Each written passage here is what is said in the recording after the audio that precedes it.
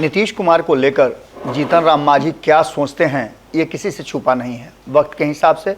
और सत्ता में साझेदारी को लेकर के हमेशा पिछले कई वर्षों से वो नीतीश कुमार के साथ हैं। हालांकि बीच में नीतीश कुमार के साथ उनकी लंबी तलखियां भी हो गई थी और 2014 से लेकर के लगातार वो नीतीश कुमार के विरुद्ध थे, लेकिन अचानक से उन्होंने पाला बदला।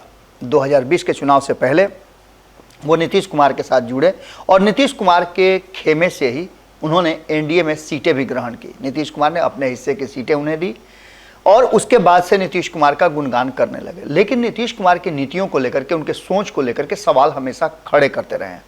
उन्होंने कहा कि 9 महीने जो मैं मुख्यमंत्री था बिहार का, उसके बीच मैंने बहुत सारे काम किए थे और उसको लेकर के उन्होंने नीतीश कुमार पर सवाल भी खड़े किए थे।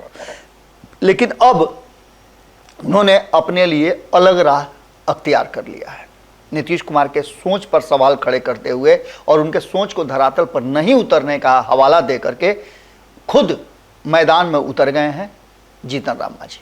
जीतन राम मांझी ने कई सवाल खड़े किए हैं और उन्होंने कहा है कि नीतीश कुमार की नीतियां और उनकी योजनाएं धरातल पर नहीं हैं। इसको लेकर के उन्होंने कहा कि इस देश में 2 ही जातियां हैं, एक गरीब और दूसरा अमीर। अमीरों के पास तो कोई कमी नहीं है, वो एन के प्रकारे न अपने जीवन यापन अच्छे ढंग से करते हैं, लेकिन गरीबों के लिए बहुत सारी समस्याएं हैं और सरकारें जब गरीबों के बारे में नहीं सोचती हैं या उनकी योजनाएं गरीबों तक नहीं पहुंचती है तो समस्याएं बड़ी होती हैं और इससे देश और समाज टूटता है।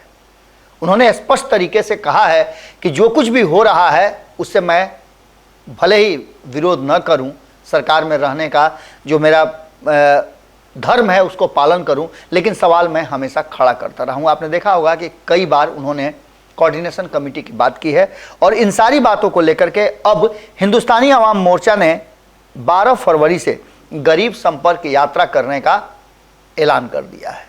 ये यात्रा कई क्षेत्रों में होकर के गुजरेगी और खास करके इसमें गरीब चाहे किसी भी धर्म के, किसी भी वर्ग के, किसी भी समाज के हों, उन सभी लोगों से जीतन राम मांझी की टीम मुलाकात करेगी और जो सरकारी योजनाएं हैं कितना धरातल पर उतरी, उसका लाभ उनको कितना मिल रहा है, इसका पूरा सर्वेक्षण करेंगी और उसके साथ साथ नीतीश कुमार पर दबाव भी बनाएंगी। आपको बता दें कि मुख्यमंत्री नीतीश कुमार के समाधान यात्रा के बाद कई यात्राओं की घोषणा हो गई है और इस बीच में अभी भी नीतीश कुमार की समाधान यात्रा जारी है। इस बीच में आपको बताएं कि सीमांचल की यात्रा करने का राजद ने भी ऐलान किया था और देखना होगा कि कब राजद की यात्रा समाप्त होती है। संभावना व्यक्त की जा रही है कि नीतीश कुमार की समाधान यात्रा के बाद राजद की भी यात्रा शुरू होगी। यात्राओं का सिलसिला लगातार जारी है, देश में भी यात्रा चल रही है और भारत जोड़ो यात्रा को लेकर के काफ़ी उत्साहित दिखे कांग्रेस के लोग और उसमें खुद लंबी यात्रा करने के बाद आपने देखा होगा कि पूरी तरह से राहुल गांधी जिस तरह से इस पूरे यात्रा में घूम रहे थे उसे देख करके आपको अंदाजा लग गया होगा, उनके हाव भाव और बदले हुए चेहरे को देख करके भी लगा होगा कि वो यात्राओं के माध्यम से इस देश को बदलने की कोशिश कर रहे हैं। वहीं आपको बता दें कि जीतन राम मांझी ने यात्रा की घोषणा कर दी है और इससे नीतीश कुमार का पोल खुलने वाला भी है। आपको बता दें कि उन्होंने कहा है कि इस यात्रा के दौरान वो आम लोगों से मिल करके सूचनाएं एकत्रित करेंगे और नीतीश कुमार की जो 7 निश्चय योजना है उन योजनाओं का भी पूरा का पूरा सर्वेक्षण करेंगे। नीतीश कुमार जिस गांव में जाते हैं, ये पहले भी कहा गया था जीतन राम मांझी के द्वारा कि नीतीश कुमार ऐसे नहीं बल्कि चुपचाप किसी गांव में चले जाएं, रेंडमली पहले से तय करके किसी गांव में नहीं जाएं, वरना होता क्या है कि जब वो किसी गांव में जाने की उनकी योजना बनती है तो वो पूर्णतः अधिकारी बनाते हैं और अधिकारी उस गांव को नीतीश कुमार के जाने से पहले सजा धजा देते हैं। इससे लगता है कि पूरा बिहार जो है इसी तरह से रह रहा है, जी रहा है और इतनी सुविधाएं उसे प्राप्त है। इन सारी बातों को लेकर के जीतन राम मांझी ने एक तरह से समझिए कि छापामार युद्ध की तरह इस यात्रा को बनाया है और इस यात्रा में कहाँ पर गरीबों को आवास योजना, कहाँ पर नल जल की योजना, कहाँ पर भूमि सुधार योजना और कहाँ पर गरीबों को अलग अलग राशन का कार्ड, वृद्धा पेंशन का कार्ड मिला है कि नहीं मिला है, ये सारी चीज़ों का मुआयना करेंगे और इस मुआयना करने के बाद वो इसकी रिपोर्ट पेश करेंगे। जीतन राम मांझी का ये अभियान काफ़ी चिंताजनक है उन अधिकारियों के लिए जो लगातार नीतीश कुमार के इशारे पर काम तो जरूर करते हैं, नीतीश कुमार की रणनीतियों का काम में को सफल बनाने का शपथ तो जरूर लेते हैं, लेकिन होता नहीं है।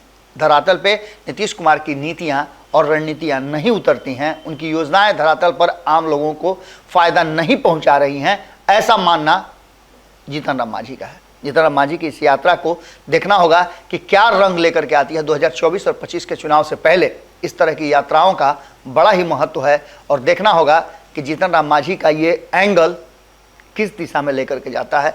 कहा तो यहाँ तक जा रहा है कि जीतन राम मांझी ने भी 2024 और 25 के लिए अपनी तैयारियां शुरू कर दी है और जहां उन्हें लगेगा कि वो बेहतर प्रदर्शन कर सकते हैं, उधर अपने आप को शिफ्ट कर लेंगे। इसी कारण इस यात्रा से वो अपना एक बार फिर से ज़मीन तलाश कर रहे हैं और इस यात्रा के बाद वो क्या एक्सपोज करेंगे ये भी देखना दिलचस्प होगा। जुड़े रहिए भारत लाइव के साथ, खबरें लगातार जारी है। अगर ये वीडियो पसंद आई और वह बिहार के राजनीति और बिहारियत से सरोकार रखेनी तो सब्सक्राइब बटन दबा के चैनल के सब्सक्राइब कर ली। ओजे एगो घंटी बा, ओकरा बटन दबा देला से कुल सटीक और मारक खबर रुआ मुफ्त में मिल जाई। अगर रुआ पत्रकारिता के हमनी के नया प्रयोग में सहयोग कर चाहतानी तो ज्वाइन बटन दबा दी। पेटीएम नंबर नोट कर ली 9386816700। धन्यवाद।